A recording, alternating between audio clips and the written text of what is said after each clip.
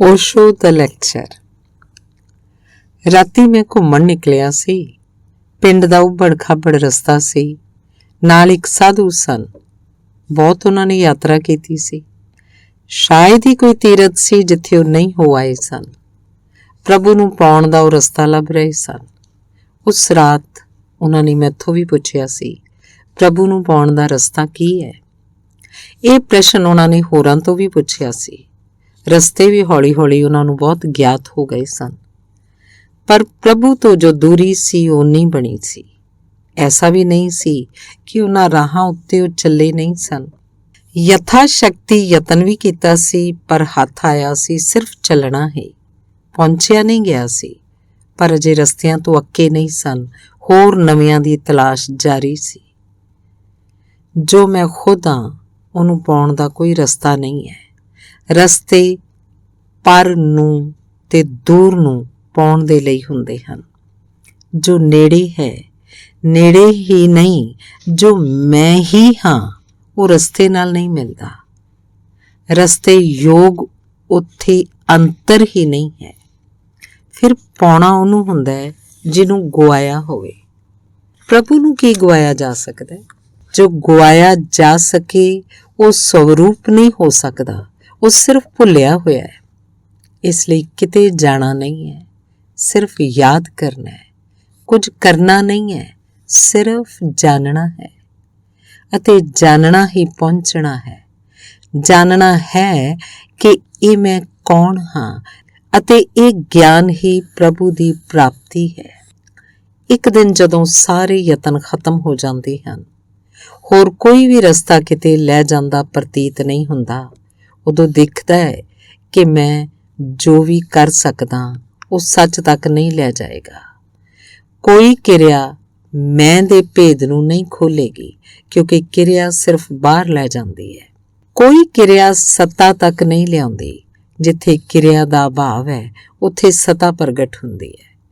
ਕੋਈ ਕਿਰਿਆ ਉਸ ਨੂੰ ਨਹੀਂ ਦੇਵੇਗੀ, ਕਿਉਂਕਿ ਉਹ ਕਿਰਿਆਵਾਂ ਤੋਂ ਵੀ ਪਹਿਲਾਂ ਹੈ।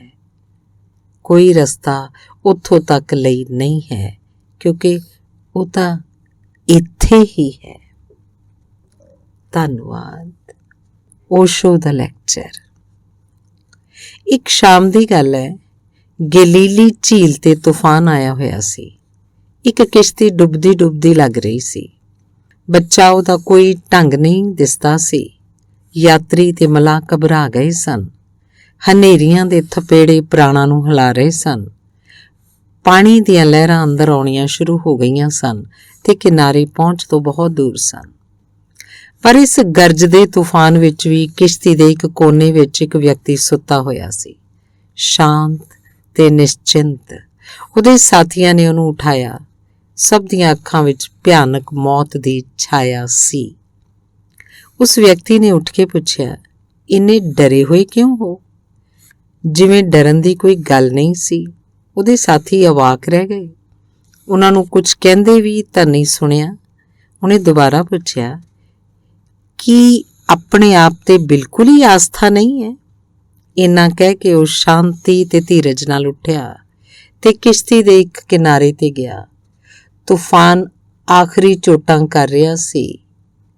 ਉਹਨੇ ਉਸ ਅਸ਼ਾਂਤ ਹੋ ਰਹੀ ਝੀਲ ਨੂੰ ਜਾ ਕੇ ਕਿਹਾ, ਸ਼ਾਂਤੀ, ਸ਼ਾਂਤ ਹੋ ਜਾਓ।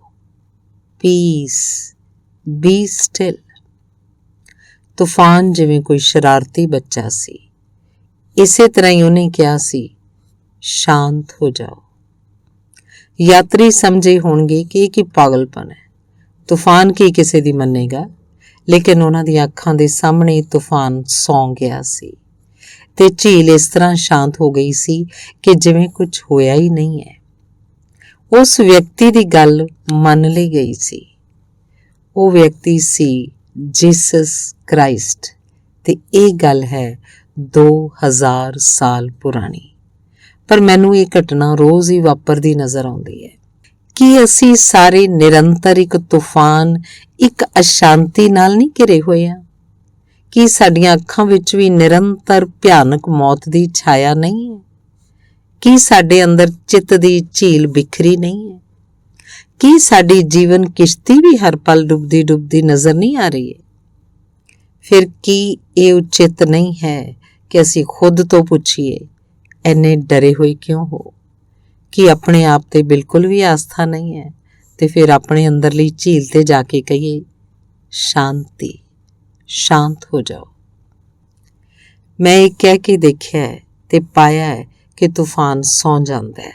ਸਿਰਫ ਸ਼ਾਂਤ ਹੋਣ ਦੇ ਭਾਵ ਕਰਨ ਦੀ ਹੀ ਗੱਲ ਹੈ ਤੇ ਸ਼ਾਂਤੀ ਆ ਜਾਂਦੀ ਹੈ।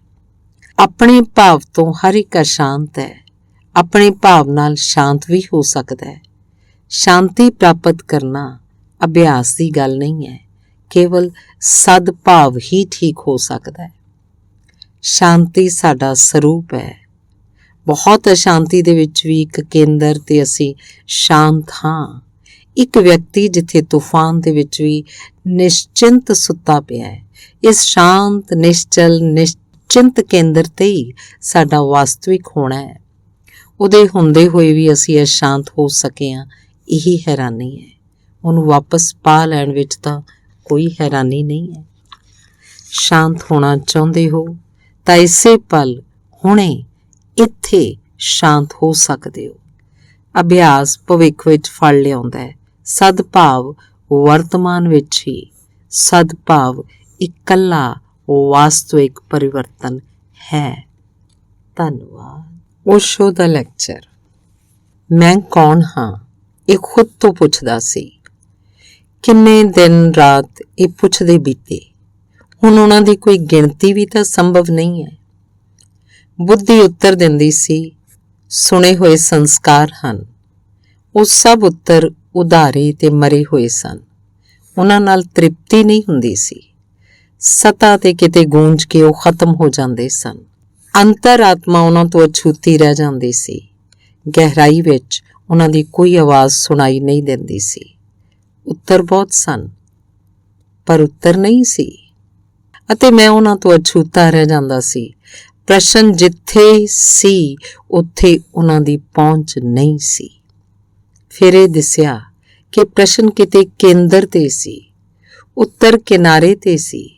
ਪ੍ਰਸ਼ਨ ਆਪਣਾ ਸੀ, ਉੱਤਰ ਪਰਾਏ ਸਨ। ਪ੍ਰਸ਼ਨ ਅੰਤਰੀਵ ਵਿੱਚ ਜਾਗਿਆ ਸੀ, ਹੱਲ ਬਾਹਰੋਂ ਥੋਪਿਆ ਹੋਇਆ ਸੀ। ਅਤੇ ਇਹ ਦਿਸਣਾ ਤਾਂ ਕ੍ਰਾਂਤੀ ਬਣ ਗਿਆ। ਇੱਕ ਨਵੀਂ ਦਿਸ਼ਾ ਪ੍ਰਗਟ ਹੋ ਗਈ। ਬੁੱਧੀ ਦੇ ਹੱਲ ਬੇਅਰਥ ਹੋ ਗਏ। ਸਮੱਸਿਆ ਨਾਲ ਉਹਨਾਂ ਦੀ ਕੋਈ ਸੰਗਤੀ ਨਹੀਂ ਸੀ। ਇੱਕ ਭਰਮ ਟੁੱਟ ਗਿਆ ਸੀ ਤੇ ਕਿੰਨੀ ਮੁਕਤੀ ਮਾਲੂਮ ਹੋਈ ਸੀ। ਜਿਵੇਂ ਬੰਦ ਦਰਵਾਜ਼ਾ ਖੁੱਲ੍ਹ ਗਿਆ ਹੋਵੇ ਜਾਂ ਫਿਰ ਅਚਾਨਕ ਹਨੇਰੇ 'ਚ ਪ੍ਰਕਾਸ਼ ਹੋ ਗਿਆ ਹੋਵੇ, ਅਜਿਹਾ ਮਾਲੂਮ ਹੋਇਆ ਹੁੰਦਾ ਸੀ। ਬੁੱਧੀ ਉੱਤਰ ਦਿੰਦੀ ਸੀ, ਇਹੀ ਭੁੱਲ ਸੀ। ਉਹਨਾਂ ਬੇਮਤਲਬੇ ਉੱਤਰਾਂ ਦੇ ਕਾਰਨ ਅਸਲ ਉੱਤਰ ਉੱਪਰ ਨਹੀਂ ਆਉਂਦਾ ਸੀ। ਕੋਈ ਸੱਚ ਉੱਪਰ ਆਉਣ ਨੂੰ ਤੜਪ ਰਿਹਾ ਸੀ। ਚੇਤਨਾ ਦੀਆਂ ਗਹਿਰਾਈਆਂ ਵਿੱਚ ਕੋਈ ਬੀਜ ਧਰਤੀ ਨੂੰ ਪਾੜ ਕੇ ਪ੍ਰਕਾਸ਼ ਦੇ ਦਰਸ਼ਨ ਲਈ ਰਸਤਾ ਲੱਭ ਰਿਹਾ ਸੀ। ਬੁੱਧੀ ਅੜਚਨ ਸੀ। ਇਹ ਦਿਸਿਆ ਤਾਂ ਉੱਤਰ ਡਿੱਗਣ ਲੱਗਿਆ। ਬਾਹਰ ਤੋਂ ਆਇਆ ਗਿਆਨ ਉੱਡਣਾ ਸ਼ੁਰੂ ਹੋਇਆ। ਪ੍ਰਸ਼ਨ ਹੋਰ ਗਹਿਰਾ ਹੋ ਗਿਆ। ਕੁਝ ਕੀਤਾ ਨਹੀਂ, ਸਿਰਫ ਦੇਖਦਾ ਰਿਹਾ। ਕੁਝ ਨਵਾਂ ਵਾਪਰ ਰਿਹਾ ਸੀ। ਮੈਂ ਤਾਂ ਅਵਾਕ ਸੀ। ਕਰਨ ਨੂੰ ਸੀ ਹੀ ਕੀ? ਮੈਂ ਜਿਵੇਂ ਦਰਸ਼ਕ ਹੀ ਸੀ। ਬਾਹਰ ਦੀਆਂ ਪ੍ਰਤੀਕਿਰਿਆਵਾਂ ਝੜ ਰਹੀਆਂ ਸਨ, ਮਿਟ ਰਹੀਆਂ ਸਨ, ਨਹੀਂ ਹੋ ਰਹੀਆਂ ਸਨ ਅਤੇ ਕੇਂਦਰ ਹੁਣ ਪੂਰੀ ਤਰ੍ਹਾਂ ਝੰਜੋੜਿਆ ਗਿਆ ਸੀ। ਮੈਂ ਕੌਣ ਹਾਂ? ਇੱਕ ਹੀ ਪਿਆਸ ਨਾਲ ਸਾਰਾ ਵਿਅਕਤਿਤਵ ਧੜਕ ਉੱਠਿਆ ਸੀ। ਕਿਹੋ ਜਿਹੀ ਹਨੇਰੀ ਸੀ ਕਿ ਸਵਾਸ 'ਚ ਕੰਬਣੀ ਛਿੜ ਪਈ ਸੀ। ਕੌਣ ਹਾਂ ਮੈਂ? ਇੱਕ ਤੀਰ ਦੀ ਤਰ੍ਹਾਂ ਸਵਾਲ ਸਾਰਾ ਕੁਝ ਚੀਰਦਾ ਅੰਦਰ ਚੱਲ ਰਿਹਾ ਸੀ। ਯਾਦ ਕਰਦਾ ਹਾਂ, ਕਿੰਨੀ ਤੇਜ਼ ਪਿਆਸ ਸੀ। ਸਾਰੇ ਪ੍ਰਾਣ ਹੀ ਤਾਂ ਪਿਆਸ 'ਚ ਬਦਲ ਗਏ ਸਨ। ਸਭ ਕੁਝ ਜਲ ਰਿਹਾ ਸੀ ਤੇ ਇੱਕ ਅਗਨੀ ਸ਼ਿਖਾ ਦੀ ਤਰ੍ਹਾਂ ਪ੍ਰਸ਼ਨ ਅੰਦਰ ਖੜਾ ਸੀ, ਕੌਣ ਹਾਂ ਮੈਂ? ਤੇ ਹੈਰਾਨੀ ਇਹ ਕਿ ਬੁੱਧੀ ਬਿਲਕੁਲ ਚੁੱਪ ਸੀ। ਲਗਾਤਾਰ ਵਹਿਣ ਵਾਲੇ ਵਿਚਾਰ ਨਹੀਂ ਸਨ। ਇਹ ਕੀ ਹੋਇਆ ਸੀ ਕਿ ਪ੍ਰਿਧੀ ਪੂਰੀ ਤਰ੍ਹਾਂ ਅਛੋ ਸੀ। ਕੋਈ ਵਿਚਾਰ ਨਹੀਂ ਸੀ, ਕੋਈ ਸੰਸਕਾਰ ਨਹੀਂ ਸੀ, ਮੈਂ ਸੀ ਤੇ ਪ੍ਰਸ਼ਨ ਸੀ।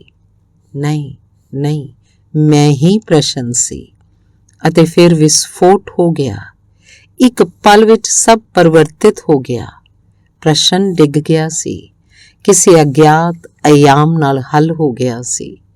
ਸੱਚ ਕਰਮ ਨਾਲ ਨਹੀਂ, ਵਿਸਫੋਟ ਨਾਲ ਪ੍ਰਾਪਤ ਹੁੰਦਾ ਹੈ।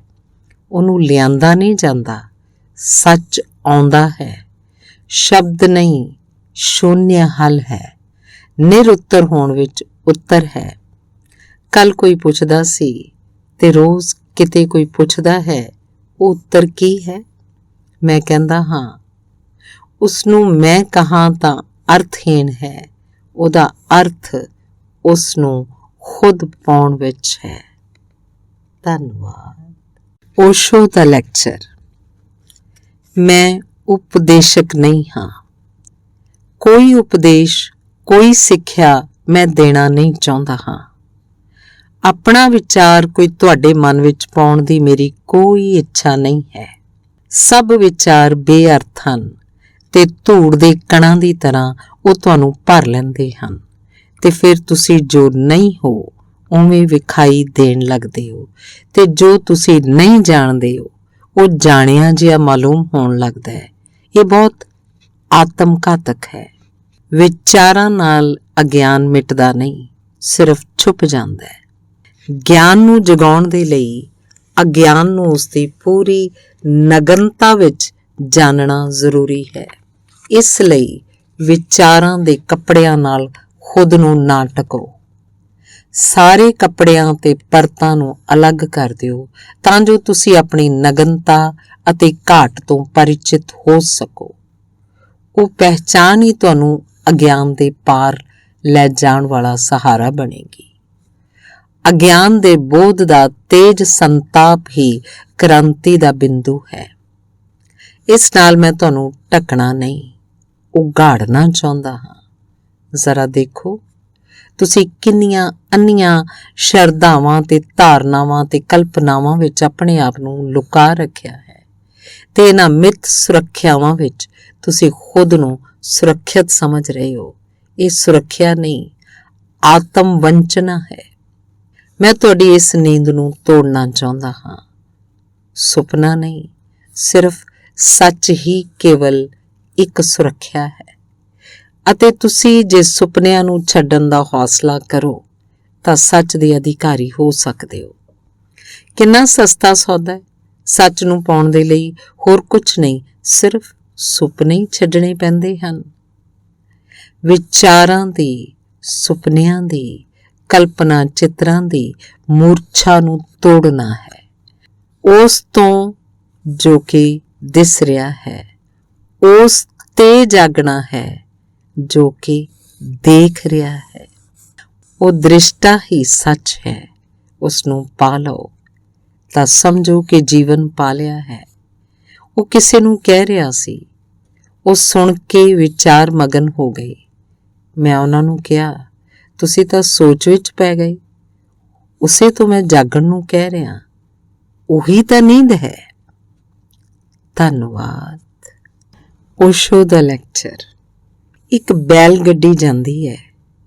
ਉਹਦੇ ਪਹੀਆਂ ਵੱਲ ਵੇਖਦਾ ਹਾਂ। ਧੁਰੇ ਤੇ ਪਹੀਏ ਘੁੰਮਦੇ ਹਨ, ਪਰ ਧੁਰਾ ਜੋ ਖੁਦ ਸਥਿਰ ਹੈ ਉਸ ਤੇ ਪਹੀਆਂ ਦਾ ਘੁੰਮਣਾ ਹੈ। ਧੁਰਾ ਗੱਡੀ ਦੇ ਪਿੱਛੇ ਸਥਿਰ ਬੈਠਾ ਹੋਇਆ ਹੈ, ਕਿਰਿਆ ਦੇ ਪਿੱਛੇ ਅਕ੍ਰਿਆ ਹੈ, ਹੋਂਦ ਦੇ ਪਿੱਛੇ ਸ਼ੂਨਿਆਂ ਦਾ ਵਾਸ ਹੈ।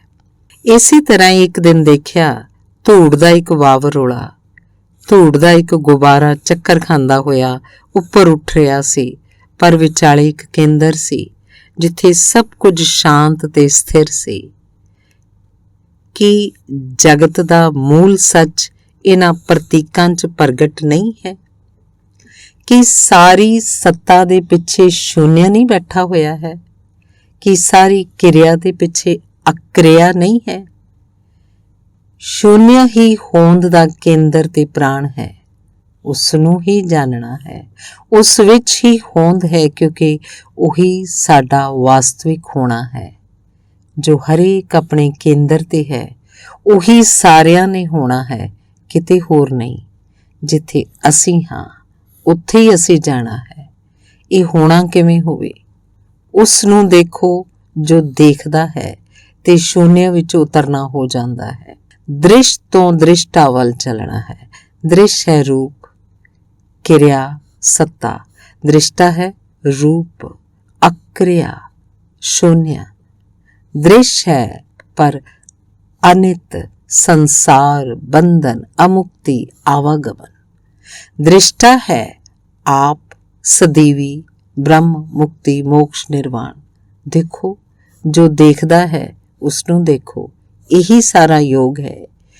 ਇਹੀ ਰੋਜ਼ ਕਹਿ ਰਿਹਾ ਹਾਂ ਜਾਂ ਜੋ ਵੀ ਕਹਿ ਰਿਹਾ ਹਾਂ ਉਸ ਵਿੱਚ ਇਹੀ ਹੈ। ਧੰਨਵਾਦ।